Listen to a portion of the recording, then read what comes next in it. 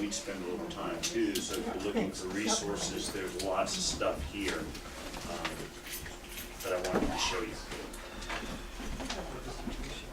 Sure. I want to thank you all for coming. My name is Karen Craig Nolan. I'm the director of RiverLink. This is something that we do several times during the month. Sometimes they're on Friday afternoon, sometimes they're on a Tuesday or Thursday morning. But it's a seminar. They're typically free, and they range from knowing everything you ever wanted to know about native plants to how to start a business on the riverfront and get all the free services that you might need to do that. So we do a variety of information sessions. We're thrilled you're here. We're passing around one of our newsletter sheets, so if you don't get our newsletter, you can sign up for it. Also, Bill is passing around his sheet, and if you want to be informed about native plants and how to plant them and have specific information about different kinds of plants, this is the newsletter to read. I want to introduce to you some other folks that are here that are new AmeriCorps members. Just have to embarrass them because they're here. They just have been here a couple of weeks. And Mimi Cadell at the back here. AmeriCorps is a wonderful program. We only have 4 people on staff, permanent staff here. Myself, a watershed resource manager, a volunteer coordinator, and office manager. So we have 3 AmeriCorps members who are with us 11 months, and they are incredibly productive, wonderful people. We are thrilled to have them with us. So Mimi is going to be helping with all of our watershed initiatives in terms of stream restoration and conservation and invasive removals. And our goal this year is to tag and sign every stormwater outlet in the watershed, because people don't necessarily know what happens to their water when they flush the toilet or turn on the faucet. And then the other person I'd like you to meet is Adam Sanderson. And Adam is our volunteer assistant, and we have 1,700 volunteers who work with us. So we need help. Not only does Dave do it, but Adam will help him. He's got a great background. He's going to be leading a lot of walking tours this year, which we're very excited about, so that you can become familiar with the birds and the bees and the trees and the shrubs and all of the things in the river and around the river. So be on the lookout for those announcements as well. And it's my great pleasure to introduce Bill. Bill is probably the most knowledgeable person I know about native plants. And we are losing the battle with exotics. It's sad. We have a wanted dead team. If anybody's interested in participating with us in that, where we go out and we pull out exotic invasives and replant native plants, but we are losing the battle. And Bill is a wealth of knowledge, has a wonderful company, and has done these seminars for us 2 or 3 times a year, and they're always packed. So thank you very much, and Bill, thank you so much. Well, thank you. I don't know if I'll be able to live up to that. My name's Bill. I own Carolina Native Nursery. It's my commercial, so you have to bear with me for a minute. We're up in Yancey County, just outside of Burnsville, actually just about 35 minutes from where we are today. We've been there 12 years. We specialize in native shrubs. We grow native azaleas and rhododendrons and mountain laurels from seed that we collect. In addition to that, we have about 100 different species of shrubs that we grow. We've got a little retail center. You're welcome to come and see us Monday through Friday, Saturday, spring and fall. What we're going to do today, and what we talked about in the spring when I was here, was about how to plant native plants. So after we have a little bit of discussion about that, we're going to go outside, and I brought a bunch of stuff, and we're just going to look at them and talk about how to properly put plants in the ground, whether they're a perennial, a shrub, or a balled and burlap, bigger type of plant. So we're going to go outside a little bit. We're not going to plant anything, but I got a bunch of stuff in the back of my truck. This works really well if we start a dialogue. So as I'm talking, and some of you have been in some of my talks before, you know, I want to talk about plants and I want to answer your questions. So as we go through this, we're going to talk about sustainability just for a few minutes, and then we're going to talk about why native plants for a few minutes too. We're going to look at a few things on this website, and then we're going to go outside, but please interrupt me, put your hand up. I don't do this speaking stuff for a living, so I'm getting better at it, but I'm not so good, and we won't be here for 2 hours. We won't be here long at all if we don't talk about what I'm gonna tell you guys about. So if you have any questions, it's very important. You hear lots of terms bandied about. You know, of course, you hear about exotic invasive, native plants, what all those things are, but you also hear the term sustainability. You know, and when we're talking about landscapes and native plants, you can hear lots of different definitions of sustainability, but I like to keep it really simple. A sustainable landscape and utilizing native plants is a landscape that once you get it in the ground and established, because native plants are like anything else, you've been gardeners, it takes a while sometimes to get things established, but once they are, with shrubs and trees, mainly after a year, sustainable in the fact you shouldn't have to be putting fertilizer out. You shouldn't have to be spraying for bugs. You shouldn't have to be spraying for diseases. You shouldn't have to do a lot of those inputs to keep your landscaping looking good, and that includes irrigation. You shouldn't have had to install an irrigation system to begin with, nor should you have to use it to keep your plants looking good. The reason being is, particularly with native plants, is because they have evolved over the millennia to survive the climatic and the soil conditions that we have here.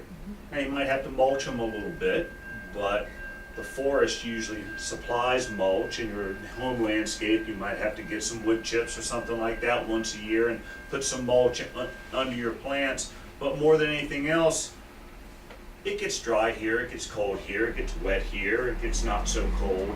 The plants that are native to this region have been through it before.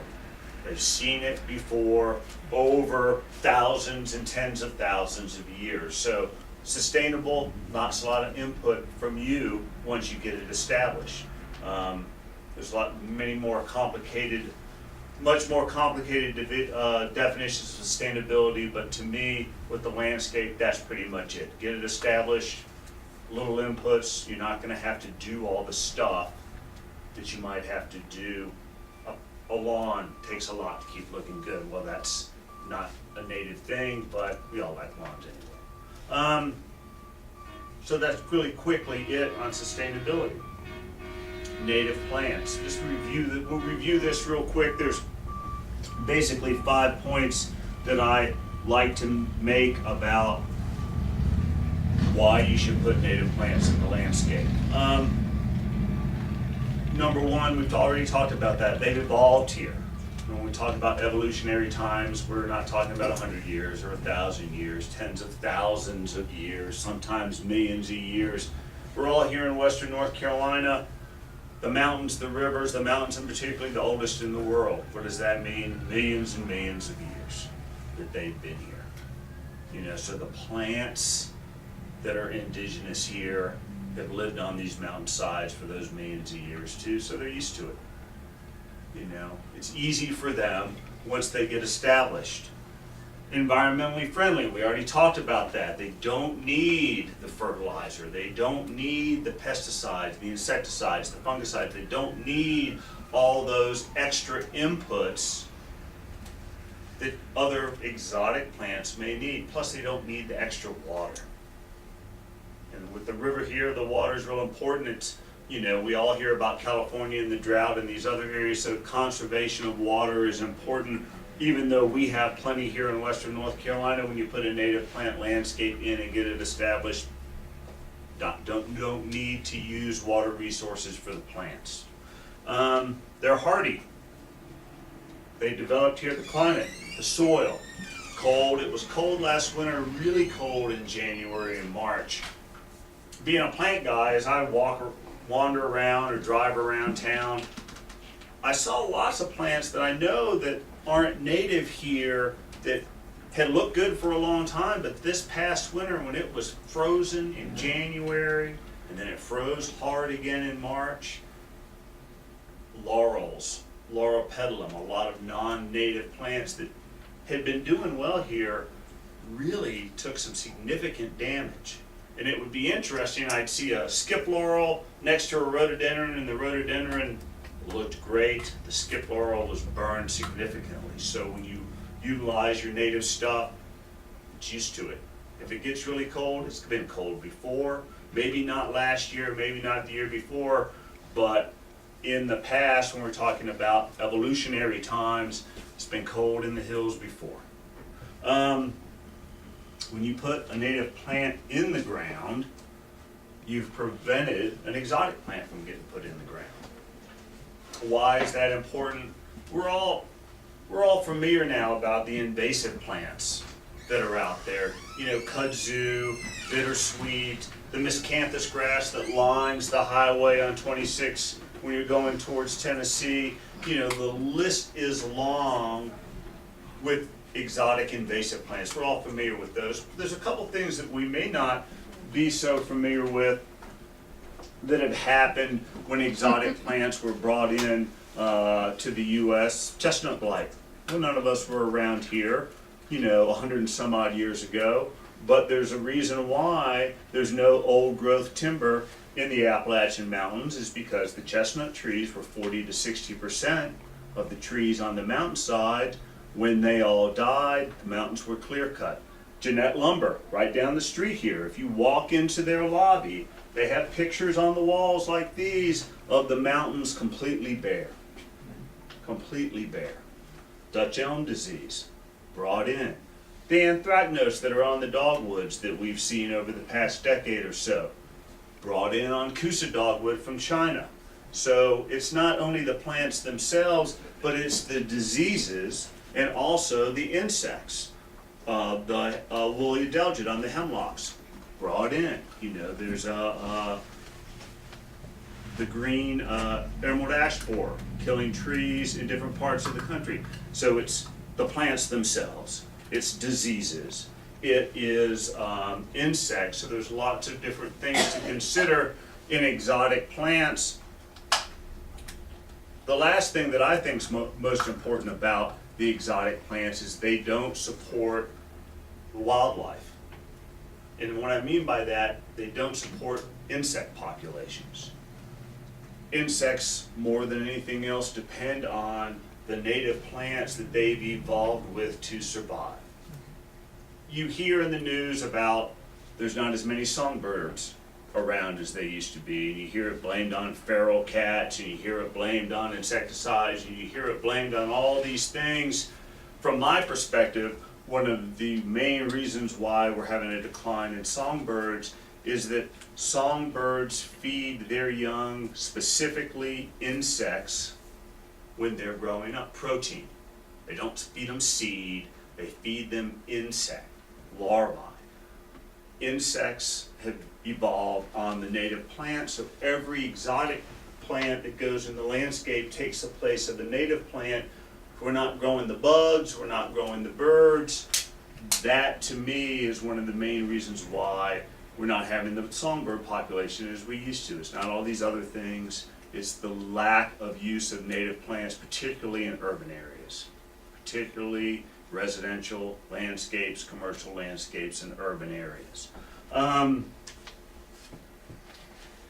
Those are the major.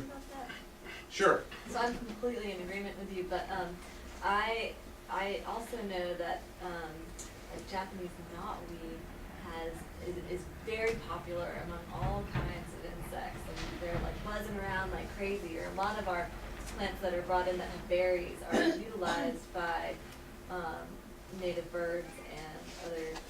Yeah, but they don't raise. So here's the point. Yeah, I want to be able to make sure I know that. Well, Japanese knotweed is extremely invasive. Of course. Extremely invasive. You divide insect populations into two. You have the generalists and a Japanese beetle. It's not from around here, but it eats everything. So you have the insect populations that will eat everything, you know, and there's some that probably, you know, especially pollinators on Japanese knotweed. But the generalist population of the insect world is roughly 20 to 30% of all the insects. So 2 to 3 out of 10. The rest of the insect world, they're specialists. So they've evolved. The spice bush swallowtail is a perfect example of that.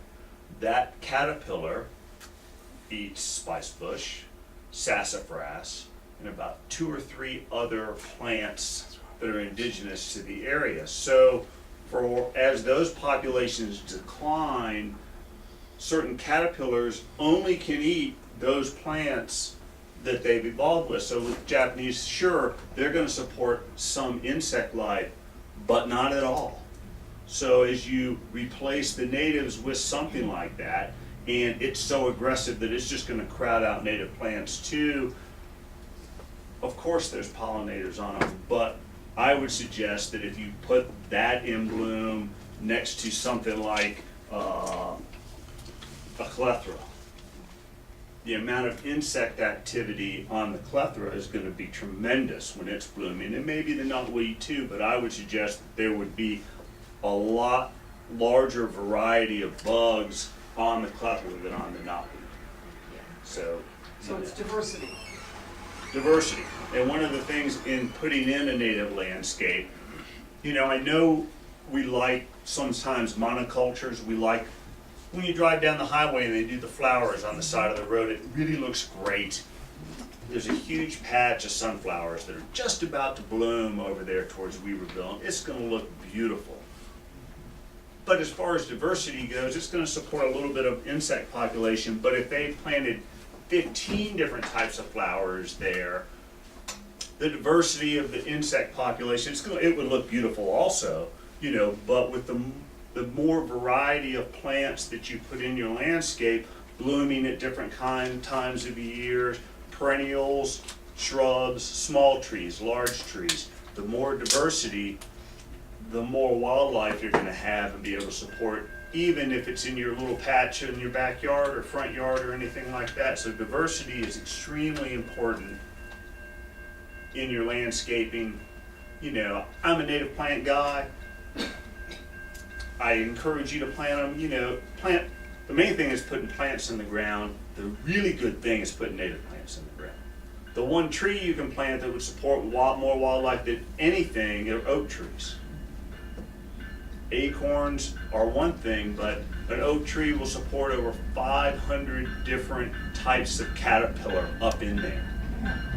Cherry trees number 2 at like 200, 250. So oak trees, it's crazy. They're slow, I know, and all that, but oak trees are just a tremendous asset to our environment. Yes, ma'am? Real quick question, just to show you something. Sure. Maples. Maples are down the list. I mean, it's still good. There's lots of native maple trees. This is not Japanese maples. Sure. Like a red maple, silver maple, sugar maple. It's all good. It's all good. Listen, planting large hardwood trees, awesome. The carbon that gets pulled out of the air by large trees, it's unmatched. Black walnuts? Black walnuts too. Where do you find that news? Black walnuts, though, don't they poison the soil? Well, what they do is they prevent some other plants from coming up underneath them. But there are lists out there and where you can find plants that will work with black walnut trees. The reason why I brought this website up, and I'm going to poke around on it a little bit for you guys to see why I'm excited about it. If you're interested in putting more native plants in your landscape, if you look at this woodland series under landowners, and then we go down here under native landscaping, there's lots of websites, but this one's got a lot. And under native landscapes, there's a couple things I wanted to point out to you. Bear with me here.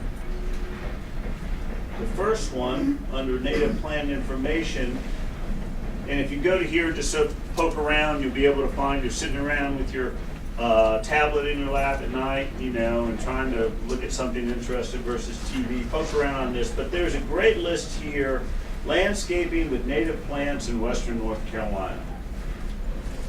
And there's the list. Oh, I've seen that. You probably, yeah, this is a pretty common list. it's, here it's got small trees, D deciduous, E evergreen, sun to shade. The water scale is on the bottom of it, so you can see if you've got a wet side or dry side. The main thing that I want to suggest to you, and this is one list, I like it. There are a ton of lists out there. The main thing that I'd like to suggest is on any list like this, there's a lot of plants. You're not going to be able to find them all. If you go to your garden center, you come to see me now, we look at the shrub list, I got about all of those. But read through this, and if something rings a bell or is more common, the main thing is don't get your heart set on finding, I really want a pagoda dogwood. They're beautiful. They're layered, they have a different type of bloom, wonderful in the shade. Man, finding one to put in your garden is going to be a big task. So when you see these native plant lists, bear in mind that not everything is readily available. Silver bells are hard to find. Hawthorns you can find. Dogwoods you can find. Fringe trees, red buds, chicken pins are difficult. Pawpaws are difficult. They're difficult to grow. So I just want you to be aware that as you find a native plant list, and we'll look at just sort of look at this real quick, small trees, large trees, there are a bunch of maples and birches, oak trees, shrubs.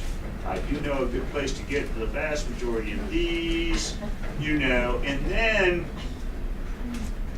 there's vines, which there's a key. What you won't find on this are perennials and ferns. Again, there's lots of access and lists for perennials and ferns.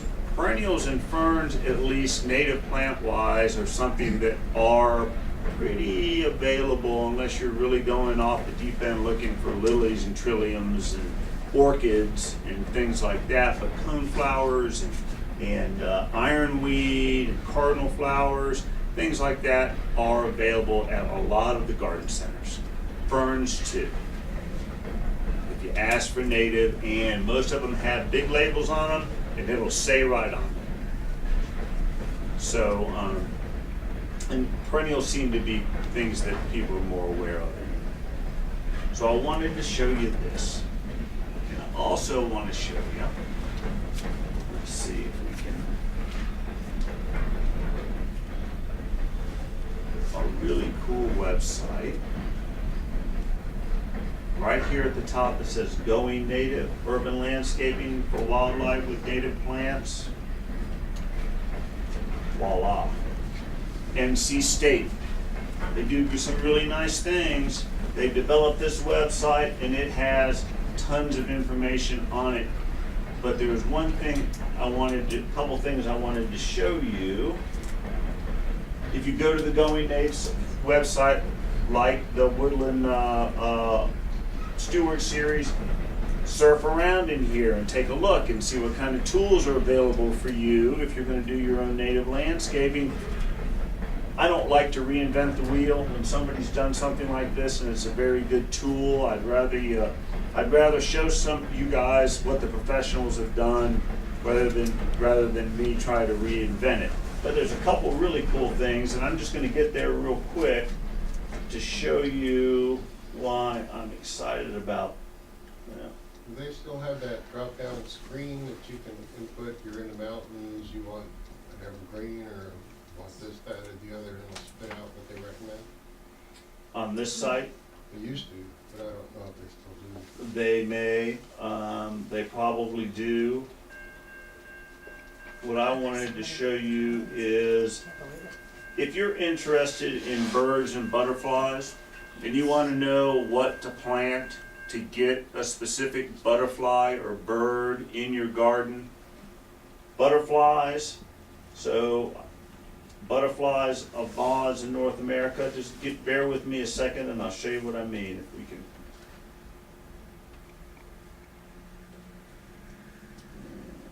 Let's see, might be a little bit slow. Anyway, So beautiful. Site? If you go to this side and you go to regional checklist, it's going to sort of walk you through here a little bit. So you can narrow in on where you are. And if you know anything about, just for instance, the butterflies that are available in Buncombe County,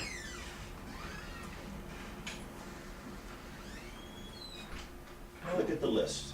Okay. Look at the list. Right. Swallowtails. We talked a little bit about the spice bush swallowtail.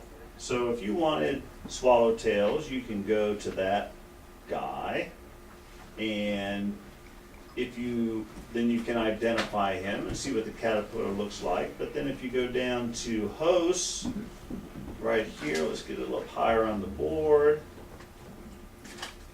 I talked about specific plants that you need to have the spice bush swallowtail butterfly. For every one of these butterflies, it'll tell you what plants you might want to plant to grow him.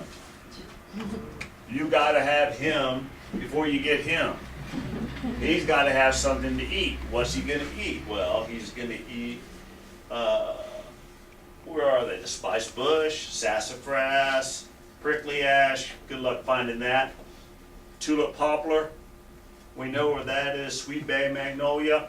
Not a mountain plant, more of a coastal plant, but will grow here just fine. Red bay, that's not around here. Camphor, that either. But you get a list, you could probably find something that's going to host the caterpillars. If you get the caterpillars, you're going to have the butterflies. You know, we're all familiar with monarchs and milkweed.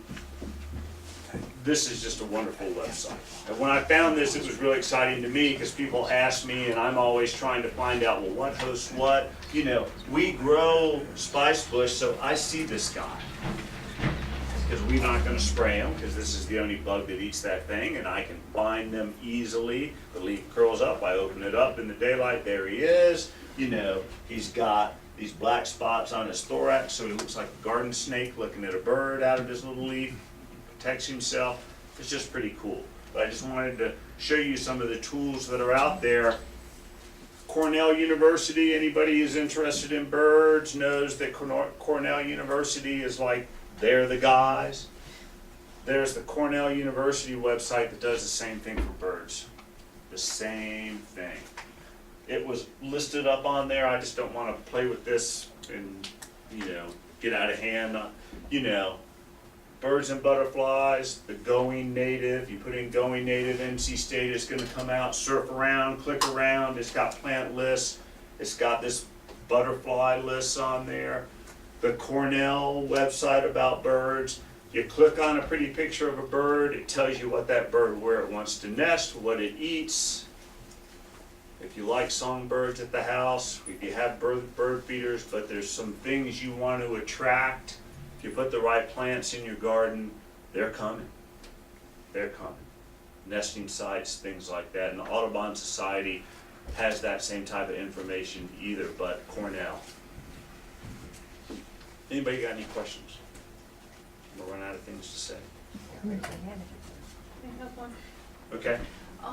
Is there a place that would be especially good to go and look at how to put those plants together? Like if I want to create a small area that's sort of like a native forest, maybe just with smaller trees, like what shrubs can I put with what trees, with what vines and what perennials, so that they'll work well together? Chances are they're gonna work well together, whatever your tastes are. Okay. You know, sun or shade, Yeah. you know, wet spots, dry spots, or intermediate. Those are the things, and then pick the plants that you like. You know, But I'd have I to know the understand trying to plants. do Yeah. an ecosystem. Uh-huh. You know, it's just there. I don't know of a good spot that's gonna help you just like that. Okay. You know, What about choosing them just for how they look together?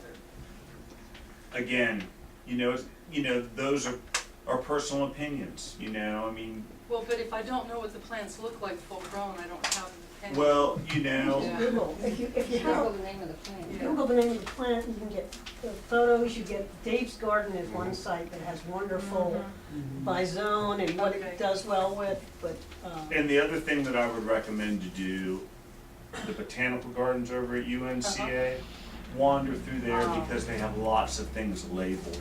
Okay. And there, things have gotten some pretty good maturity too. And the Arboretum down at Bent Creek. Now, not everything there is native, but there's a lot of native plants buried in there, especially if you're looking at the educational center to the left is their first garden that they did. When Bent Creek first went in, the goal of that place was to be a repository for native plants of the Southern Appalachian region. You get a new director and directions change, but the initial gardens to the left of the first building there, when you walk up the hill, they're still there. There's also the National Repository for Native Azaleas there, down the hill, over the creek, but they have maps there that will tell you how to get down there too. So if you're really interested to see how things look when they get bigger, you know. That first garden is called the Plants of Promise Garden, next to the Education Center. They have a real problem with labeling. And I talked to them last year about helping fund labeling. Mm-hmm. It ain't gonna happen. And they have different types of labels to make things even more confusing than what's on it. I don't understand why they have non-native plants. That is part of, if you read their mission statement, it's global, so they could put it in kudzu, they could put, even though they do an invasive species. And that's a good point. It's still a good spot to start. There's a book, a new book by Larry Melichamp, called The Native Plants of the Southeast, a comprehensive guide to the best 460 species for the garden. And he's a what's his botany. last name? Melichamp. Got it. He's a botany professor at UNC Charlotte. And it's got lots of pictures, lots of color photos with arrangements of things that go well together, so that's a resource. There you We have it go. at That's the why I big like to have a address. conversation, because I certainly don't know everything, and they have a nice garden at UNCC too. And Larry's been there a long time, you know. So, yes, I ma'am. recently bought a beautyberry bush and I did not check to see if it was native. I just love the way it looks. Yeah, I do too. But it isn't native, is it? Well, there's two different types of beautyberry. There's a Japanese, Calocarpa japonica. Narrow leaves is the one you have narrow leaves, or does it have a much wider, leaf I that? just bought it and I haven't studied it that well. Where'd you but get it? I got it at BB Barnes. Okay, Okay. it's probably a japonica, Okay, so that's. which is, well, I like the Calocarpas with the beautiful purple berries that Well, they this have one on has them. purple berries. Yeah, down the stem, the leaves are Yes. gonna fall, it's gonna hold those berries. That's a Japanese one. Unfortunately, the Calocarpa americana, the native one to the eastern US, is more of a coastal plant, will really struggle to survive here. If it does at all, it'll be a perennial. So, that's the Japanese one. Oh. It's not gonna be invasive. They are beautiful, Yes. you And know. also, I've been making a big effort to buy butterfly weed for the monarchs. Mhm. And one of them has, on top of the pods, it's covered with the black and orange beetle, just on the pod part. Mhm. I'm not worried about it, but they're really neat beetles, but it's covering the top of the Well, plant. the Asclepius, the butterfly weed, is notorious for aphids. Oh, Really difficult in the nursery because you think the monarchs like it, well, the aphids love it, so you just have to be prepared. right. And they're not on- Sometimes if you like those plants and put them in there, well, they're gonna get buggy. Oh, well, they didn't go on the flowers at all. It was only later when the Mhm. pods formed. But I understand. I'm not gonna remove them. I don't think they're really hurting anything. No. They're perfect for Halloween coming up because they're the brightest orange and the darkest black. Before we go outside and talk about how to put plants in the ground, does anybody have any other questions about, this going native lands? There's lots, yes, sir? Do you think most of these native plants grows well in red clay in this area? In the red clay. In the red clay soil? What you'll find here usually when you dig around in the soil is a little level of topsoil and then red clay or rocks. Oh, You know. yes. Excuse me? I just said, oh, yes, to the rocks. Yeah. The red clay, I grew up in South Carolina, red clay everywhere.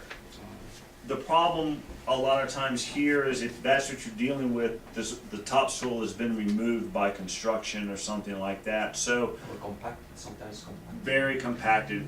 Regardless, the root system of anything you grow around here is gonna be in that first 3 or 4 inches of the soil profile regardless.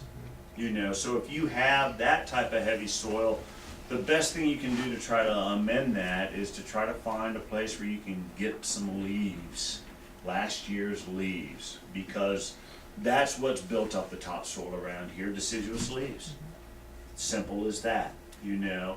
Going and getting cow manure or all these other soil amendments, you know, vegetable garden's one thing, your shrub garden's a little bit different. So that leafy mulch stuff, if you're trying to amend a really heavy clay soil, that's the ticket. Because the pH is correct. The pH is right. Let me ask a specific question that probably has some general applicability. I planted several native rhododendrons, mountain laurels, and plain mosaics. Mhm. The mountain laurel has got fungus. And some of the leaves fell off. I sprayed them with a fungicide. Mm-hmm. The fungus disappeared, but the plants don't look particularly healthy. They don't have a whole lot of leaves. They're kind of leggy. Mm-hmm. Would I be better off just letting them do their thing, or cutting them back closer to the ground and starting to grow again from the ground? How long have they been in the ground? 2 years. How big were they when you got 3 them? feet. In a pot? Yeah, and well, in a burlap Okay. bag. I might have gotten them from, not sure when I got them from you or not. You may I had have. somebody bring them out, and, Okay. yeah. Usually it takes at least a year, and that's what we're gonna talk about, how to plant that kind of stuff. Cutting them back to the ground, the rhododendrons, if they're straight species rhododendron and mountain laurel, if you do that this winter, they're gonna try to come back. Okay. So you're recommending cutting them back? If you think they need to, if you know. Some You look- know, some are not as leggy as others. So they can struggle if Yeah. they're B&B. The Yeah. main thing is, you know, we're gonna talk about planting. Okay. If you planted them, if you dug a hole, then you planted them too deep. Oh, well, And we're they gonna have talk about that. They have Well, that's, ball that big. we're gonna talk about that Okay. in just a Okay. minute. Well, one similar question, maybe I should ask you a similar question, just off the cuff, because of your nursery. I was looking at a specific, this is for my garden, Mhm. just, Japanese maple, so I have one that I Mhm. inherited. Mm-hmm. And I was looking for a small one, and I Sure. know the one I want, and I wanna get it, but then I thought, I should go native. What, is there something, it's gonna get a lot of sun, Mm-hmm. but controlled shade? Mm-hmm. Too sunny for rhododendron. Is there any kind of off-the-cuff substitute, or I just need to get into more particulars? Number one, rhododendrons and mountain laurels and Yeah. azaleas will do fine in the sun here. Yeah. You know, ultimately in a site with a lot of plants is how big you want it to get ultimate. You know? Yeah, well, this I don't. Exactly. Yeah. You know, so there are lots of options Okay, for okay. things So this that, does- you know, what I don't want, if you want a Japanese maple and it's really gonna do what you wanna do, you know, I'm not gonna stand up here and go, if you plant anything but a native plant, you're killing us Well, all. that's, That's not the point, you know, I want everybody just to understand what the native plant deal is. It's your garden. I, of course, would love for you to plant it full of native plants, but that's if you, so neat, if there's nice. something, if you love that calicarpa and it's a Japanese, put it in your garden. You know, I mean, and if there's a Japanese maple because you love it because it turns orange, you had one at your house where you used to live and you loved it or something like that, don't get me wrong. No, You no, know? I was just asking. So there are alternatives, and we certainly can talk about that. Can I ask very quickly the other question? Sure. Which is sort of a troubleshooting. I got a fringe tree in May. Yeah, You know, from ground level, maybe yay tall, Uh-huh. maybe not quite 3 feet, Sure. maybe 3 feet. And I planted it in an appropriate place. Uh-huh. And, you know, I put the roots under the dirt, but I didn't go too deep. sure. Okay, I tended it carefully initially, Mm-hmm, and then in July, when it stopped raining, I got a little slack, mm-hmm, and suddenly I realized the leaves were around the edges, you know, turning yeah. and starting to drop, and I'm going, oh God, I killed you. So I started watering it, and it's picked up, but the leaves are already shot. And but it's not dead by a long shot. Well, here's Is the that gonna thing. kinda, it'll recoup over the winter? Fringe trees are hard, and usually the first year, all they're gonna do is grow roots. And it's deciduous, so those leaves are falling off anyway. Anyhow, yeah, You know, so the fact that they didn't all brown up and fall off, right. you know, yeah, in planting stuff, that first summer that's in the ground, whether you've planted it in the fall or you've planted it in the spring, you better keep your eye on it. You gotta get it through the first summer, and then you're in good shape. But that first summer, you know, we might get some good rains and it all might be good, but then you get 3 weeks of dry and you look out there and you're, oh my. You know, the evergreen stuff does better than the deciduous stuff, but no matter what, you know, the fall's the best time to plant for trees and shrubs, because they're gonna grow roots through the fall, through the winter, and into the spring. But that first summer, you gotta keep your eyes peeled, man, because that's, if you can get it through the first summer, we talked about a year to get established.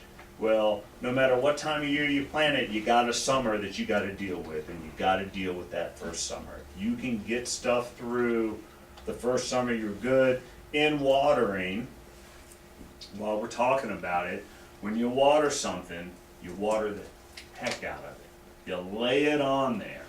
You stand out there. If you planted a lot of plants, it might take 2 glasses of wine to water it all the way in, or 2 beers, but you need to soak it down, go around, come back and soak it down again, and then do it again next weekend. You know, when you water stuff, water the heck, you want it to soak in, you don't want to water it so much that it's all washing down into the gutter, you know, so you might have to make a couple rounds to do it right, but you don't water every other day. You don't water every day, you know. So like Once- once a week or so?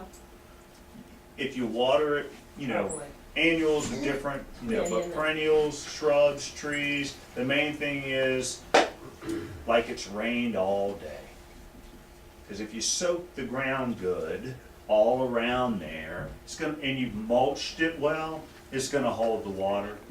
And the plants, you know, if it gets a little bit wilty, if you stand outside in the summer heat all day long, you're gonna feel a little wilty too. You know, but usually they'll be covering the evenings, 3 o'clock in the afternoon, it might not look so good, but then it'll look good the next morning. But in watering, you put it in the ground, you water it real good. Through the next summer, you really have to look at it. If you have an irrigation system and you want to set it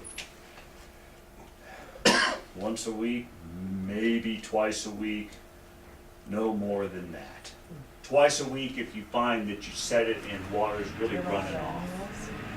You know, but if you water trees and shrubs every day, you're in for a lot of trouble. Go ahead. I was wondering if you could talk about fungus, mushrooms, and the stuff that he was talking about how plants and like he had a growth on his plants. How does that fit into the native landscape? What are the benefits? Usually if you're having some sort of diseases, it's weather related. Or the plant's stressed.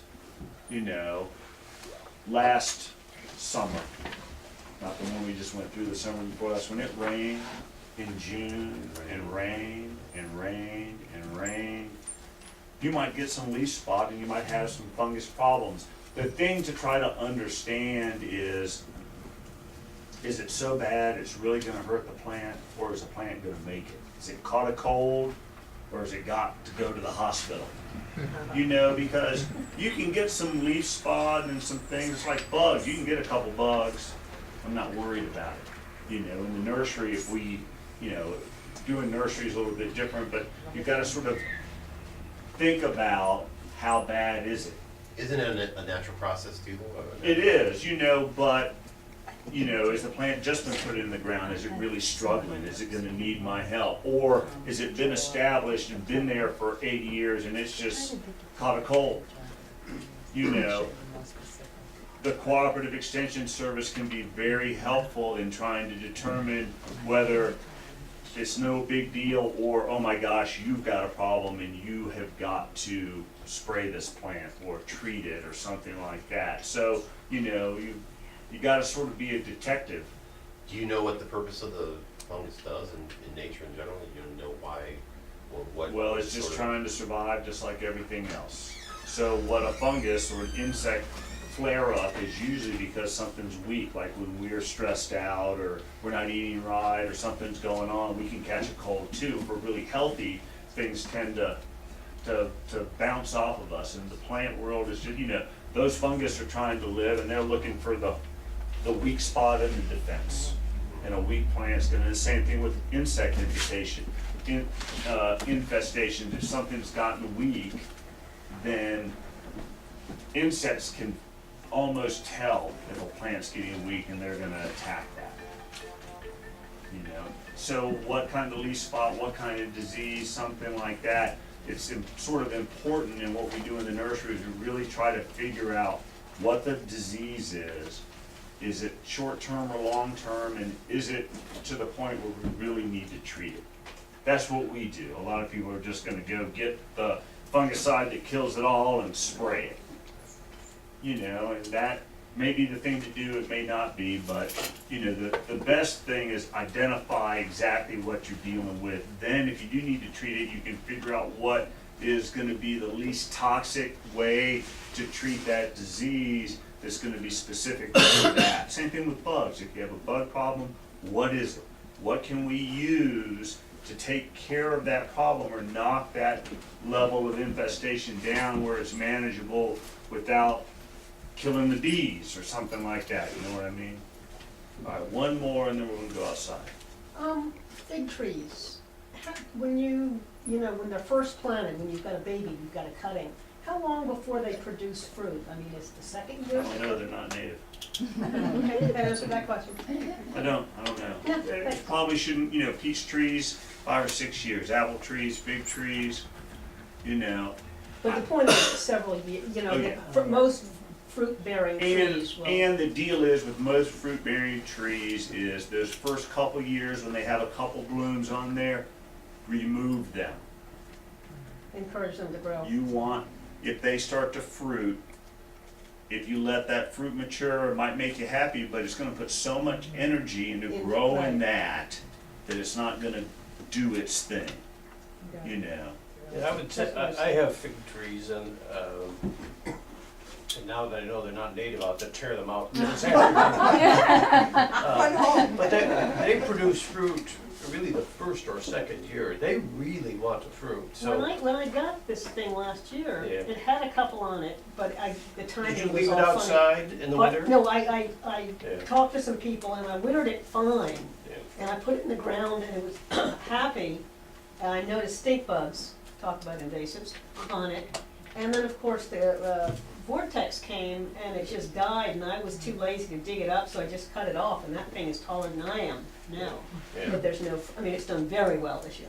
Yeah, But there's no you know, fruit. it needed to come again, and that was one of the problems, you know, you get the, you know, but some more mature, better protected, I mean, your fig tree just, no No, but problem. I had two that were maybe 15 feet tall, died right to the ground this year in the winter. This- Mhm. Yeah. But they are coming back. Yeah. I'm not gonna get any fruit this No. year. Next year, if we live That's through right. it, cannot we'll do. be Hopefully happy. we don't get another blast, cause then it'll really be in trouble. All right, last question before we go outside. I planted a serviceberry, which is native, Mhm, last mhm. spring, and What, is that in that category of is cut off the blooms next spring? Well, service berries are gonna grow so fast, I wouldn't worry about service berry. I like service berry. I do too. You Yeah. know, but, they're vigorous, to say the least, Is so. is it gonna be frustrating to keep it just 6 feet tall?